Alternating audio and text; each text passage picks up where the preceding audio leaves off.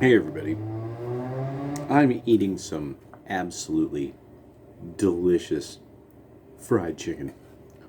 And I was listening to this story that's come up that people in Minnesota are saying Black Lives Matter has totally played them. That all these people involved in it have just sort of vanished and all the money's gone. And so I was just like looking up some of this, like the Black Lives Matter Global Network Foundation has revealed its finances for the first time, noting that the group raked in 90 million in donations last year. 90 million. I was looking at the thing about the $10 billion from, oh, you're still resolving because of all the advertisements on this. Let's see, that was from the Daily Mail. That was Daily Mail back in February 23rd, 2021. Let's see, this is 2020. From Arutz Sheva, Israeli national news. Oh, why? Why have you fooled me this way?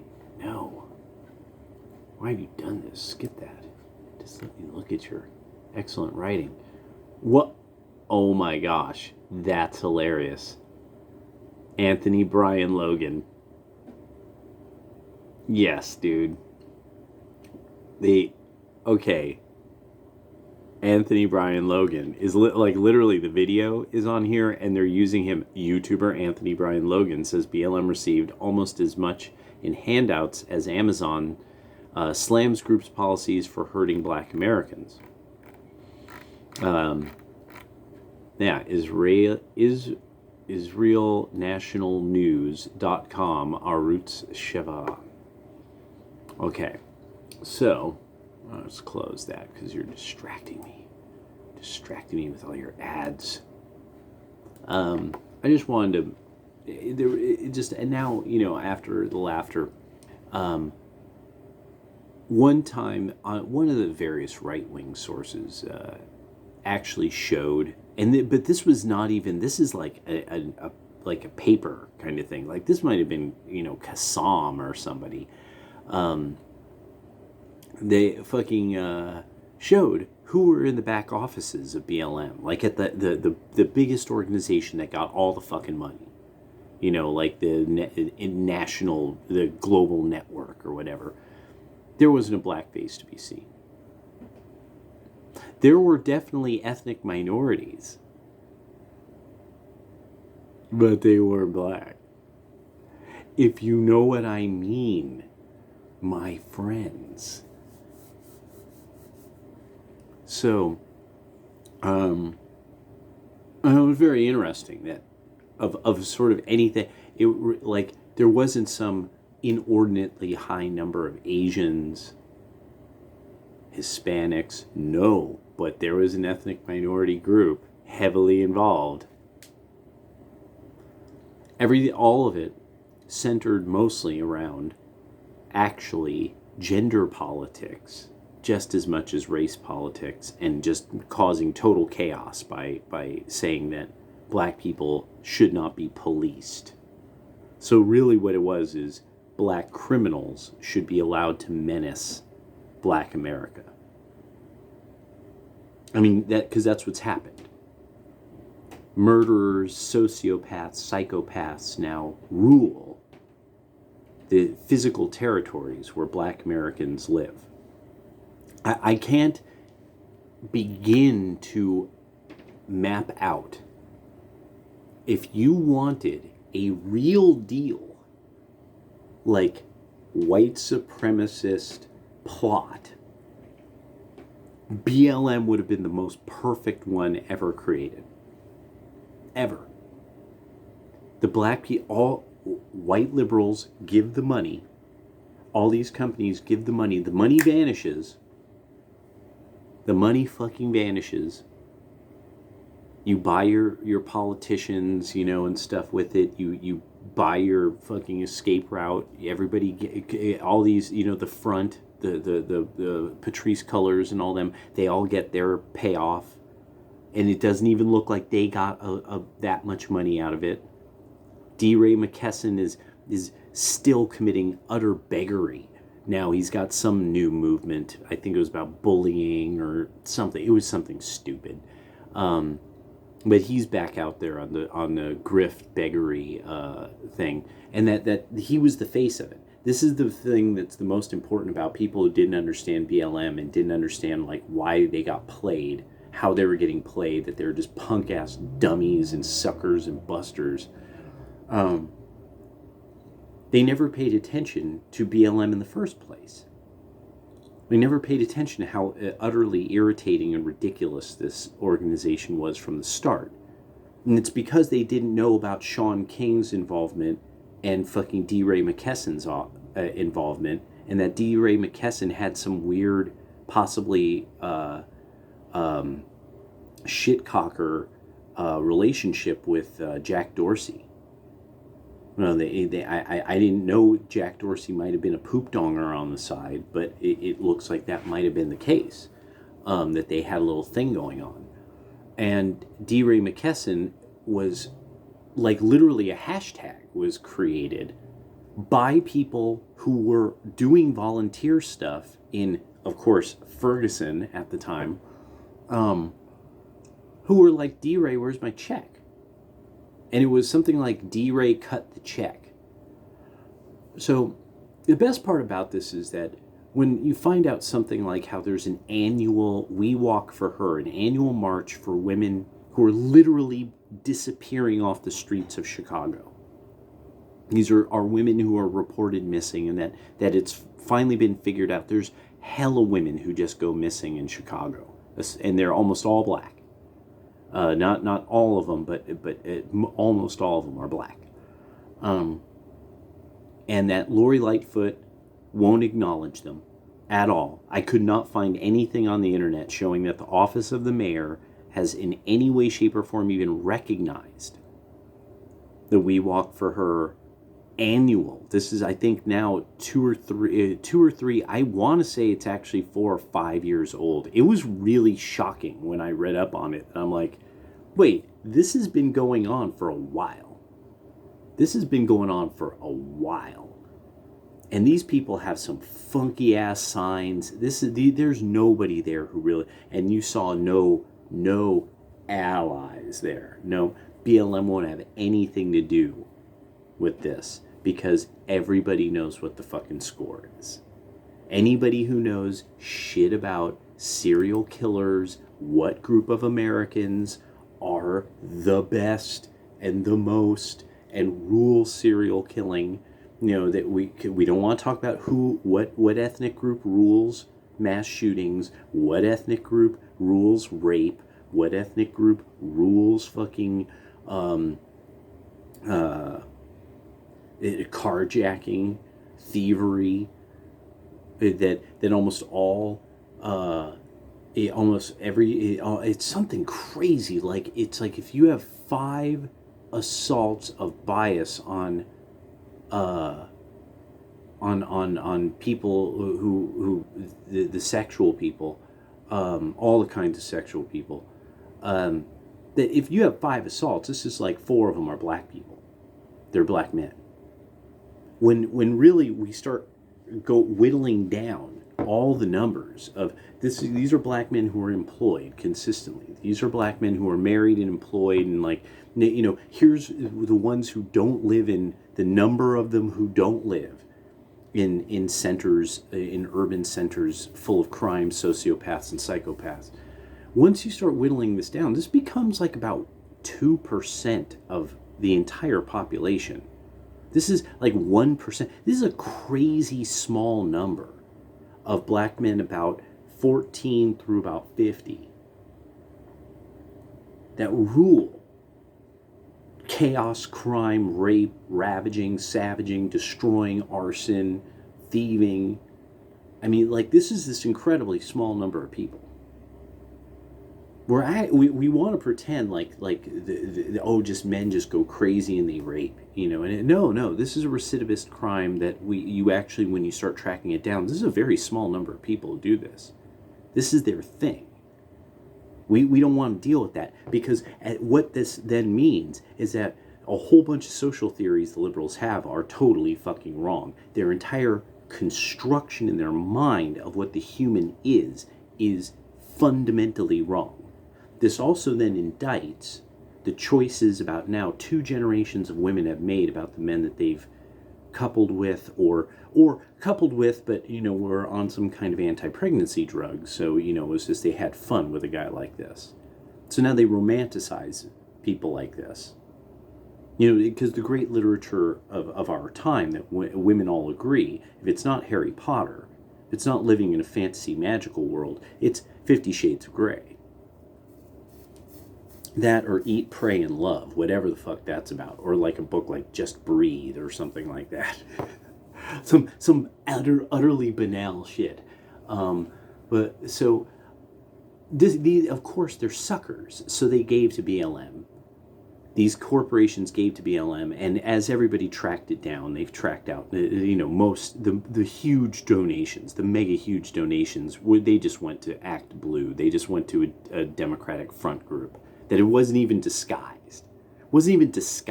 That's the next part about how bad people who believe in BLM and all of it, just all this shit. It's no. You guys got totally played. All of this was so that you could get donations to the Democratic Party because nobody was giving to them. How major corporations could buy the Democratic Party outright in the name of helping black people. And then the first thing that happens is black people die at record numbers. This is how good Democrats are at anything. At anything. They rule paradise. They own California. Can't keep that motherfucker from lighting on fire. Motherfuckers don't have water. Motherfuckers getting AIDS and all kinds of shit. Needles everywhere. I mean, just amazing. Just this level, this utter, it's really almost, it's like this kind of thing, like, that you kind of want sort of Trump to have some kind of like where he just pops up and he's like, are really, just him. Frankly, this is shit. Frankly, this is a shithole. Frankly, these people are losers. And so I just really, a lot of Black America who was all about BLM, and these, especially the young people who were all about it, you literally were never raised to be mentally prepared for this type of con. That's really what's going on. That's why there's so many of you who are into Bernie Sanders and stuff. Like, you can't read people that way. You're not raised that way. You were raised during in a generation that was coddled, totally and completely coddled.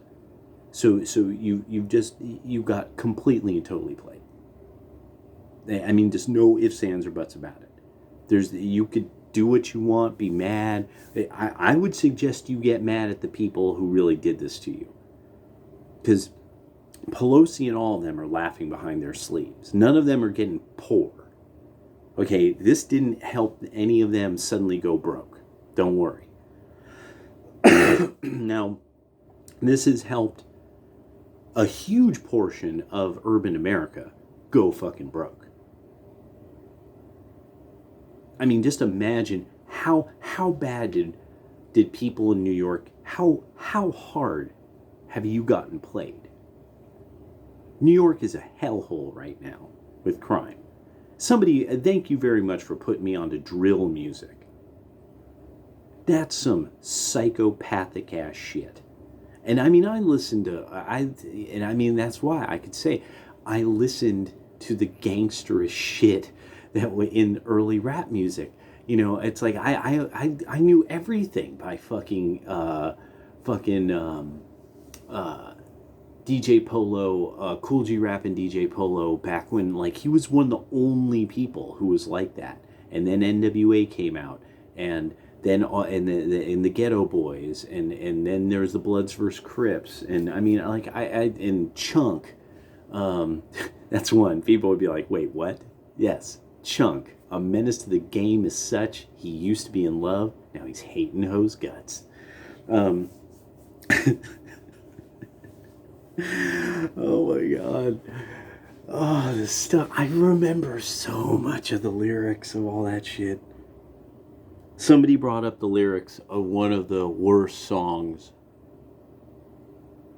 One of the worst things probably ever recorded. And it was one of the Ghetto Boys songs. And I had to thank the person. I said, I'm glad you brought that up, because I feel regret and guilt that I was about that shit back in the day. I feel kind of regret and guilt. It's one thing to be like, oh, when I was in the armed forces in the war, I kind of shirked doing this all the time and I feel a little bad about it. That's one. But when it's like, no, I was trying to be a menace to society, listening to music that was psychopathic. That this is the song, the mind of a lunatic. I mean, Bushwick Bill, Chucky, Size Ain't Shit. Oh my God, there's so many of them. We Can't Be Stopped, Ghetto Boys, just all that, come on motherfuckers, come on y'all motherfuckers, because we can't be stopped, Ghetto Boys, yeah, yeah, yeah. I just think about, oh my God, I could hear it in my mind clearly, because I listened to it so many times. I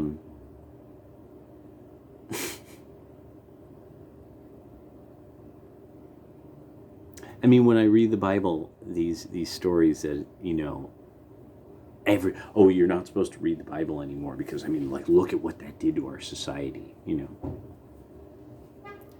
Knowing these kind of profound moral dilemmas. Oh, like Job, that was amazing. That whole end of Job I was like, whoa, this is blowing me away. The book of Isaiah, just the power, and you will know I am the Lord. I will do this to you, and then I'm going to do this, and you will be like this, and this is how you, and da-da-da-da-da, and you will know. And I'm just like, that's gangster. That is the OG. He's the OG. He is the OG. But no, I just wanted to. Now, I think a lot more. I think really there are also lots of people who you probably were in BLM. You saw yourself. You knew you were getting played. You heard like Patrice Cullors talk about like how she's into Yoruba religion, and so she's like a spiritualist, and there's people screaming of our ancestors, or fire, blood and fire, ooga booga, burning spear. This is not some pickaninny-ass, stereotypical shit. No, this is profound. And the revolution is being televised. Everybody is talking about how great the revolution is. All over television, all the television people like Anderson Cooper, super manly man, even more manly than that exemplar of masculinity, Don Lemon. He's the blackest, manliest man on all of television. Rachel Maddow, yeah, that's there is so not a pattern going on here. There is so much no pattern to be seen here. So, of those happily married women at the head of BLM, whose sons were actually injured or killed, the horrible things the police did to their sons, right? Right. Happily married women with sons got played. Fucking played. And so the thing is, I could also say this in this way because I've been conned. I grew up in the city. I've been conned out of money. There's been times in my life where I'm like, no, that nigga kind of played me. Like when I really think about it, he's doing okay. I'm doing like this. This is the amount of money I had. This is the amount of money I have now. Nigga kind of played me, and so, so there's just, it's just one of these things where I just have to think about it, where I'm like, you should have it recognized. You got played, and it's not funny. Because now people are dying all over the place. You got exactly the opposite of what you wanted. You got in every possible way the exact opposite of what you wanted. And I just want to make very clear, because I actually talk to these kind of people, because you should. If you think of people in some form of opposition and you don't show them the respect to ever discuss any terms, then really it's no. You're not being real. They aren't in opposition. No, this is just somebody you resent and you really fear, and that's why you don't talk to them, because you don't see this as, we've got to come to some terms. I'm crossing this border because I want to establish some terms, because I respect that you might get the outcomes you want. So now everybody wants to try to, these white supremacists, these people, they were outside this candidate's bus with tiki torches. What a terrible, can you believe this? Oh my gosh, they're the white supremacists. And it's just like, the best trick they could have ever played is actually if they were the ones who got the money from BLM. And then when you're talking about somebody like Joe Biden did business with a government established by the violence of neo-Nazi anti-civilian death squads, such that even that Israel, you could find all over Israel, like stuff about, you put in Ukraine neo-Nazis, and you will find hella articles coming out of Israeli newspapers. So everybody knew about this across the world, except for liberals and generally Americans. The right wing knew about it, such that there's people who were like kind of a part of the alt-right who ended up over there and then going to jail for it. This was published in newspapers. Nobody ever talks about it. Notice that when people want to talk about neo-Nazis, white supremacists, stuff like that, they never talk about the Americans who were arrested for fighting in Ukraine. They never mention it. And it's because that was Joe Biden's little project. It was done by the Obama administration, conducted Clinton and Kerry's secretaries of state, I believe, and then it was Biden's, and Biden cleaned up on it. And none of them want to talk about that. And that you could even see the fighting on YouTube at the time. People had GoPros mounted to their various weapons as both sides were fighting. I couldn't even believe some of the technology I got to just see. I was just like, are you fucking kidding me? Like little apps for a fucking tablet that would give you on time reports of where forces were, and and you could communicate with others using the tablet in this combat app. I was amazed. I was like, fuck. This stuff's just right there, right on YouTube. But it like everything, like all of this, all the people streaming from all those fucking riots. So we got to see it all. And there's all these people who saw it all. And they got, and then it's this thing of, and then motherfuckers are moving out of these cities. You got played. It's just that not enough time has passed. The damage is still yet to be completely and totally felt. That's going to take about 5 years. Only because of all this lockdown shit. You're not seeing even more people slowly move out of a lot of major urban centers, or basically any place where black people make up 15% of the population or greater. That's the magic rule. And people who don't know that, you live in some fantasy world. Or you just haven't faced You really just don't know much about the real world. But that's the rule. 10% to a great extent, but at 15%, that's the magic number. That's the magic number. That's when you start seeing the beatings in schools where the black kids are just beating people up. You start seeing the shootings, the random attacks on people, and everybody's saying, "Oh my gosh, I can't believe it. It must be that they're just they have feelings with the feels. Oh, their feelings." And this is just this very white Anglo-Saxon Protestant, like wimpy punk ass buster, you're a sucker, you're a lame, you're a mark, that kind of mentality. Not, "Oh, I'm sorry, you can't assault people. Oh, how you gonna tell me? Well, here's a box. See ya. See you in 20. That works. That actually works very well. The beauty of this is, and I really want to get this across to anybody who you really are having a problem with this, is I'm a reactionary nationalist. I'm like Judge Dredd. I'm like Judge 1000 Year, Prince Buster, Judge Dredd, for the people who don't really know much about that kind of the deep black culture. I'm into that, no, exile them. Oh, you're a carjacker, exile.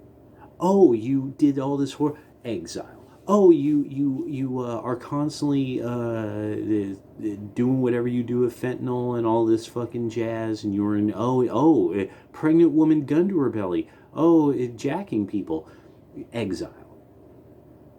And you just exile them to a rock in the Aleutian chain, and you surround that motherfucker with drone boats. Anything that comes near it just gets annihilated. And then every once in a while you drop some MREs and maybe some, tents, and shit like that, some solar blankets. Fuck them. In 10 years you won't have this problem. It'll take about 15 years. Exile.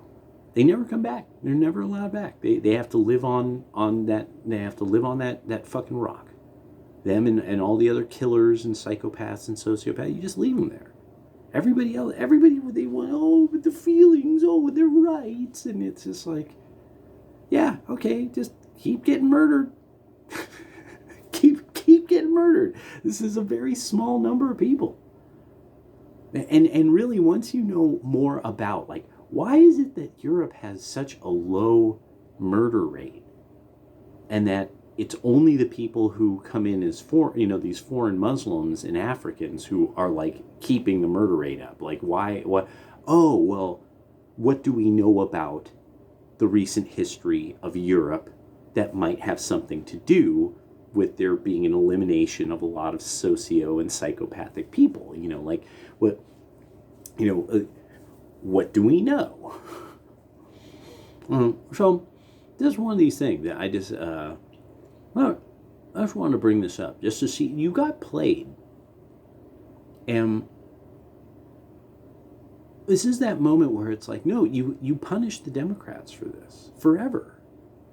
They'll never not do this to you. They just showed you, this is not just disdain. This is absolutely well, we're going to have to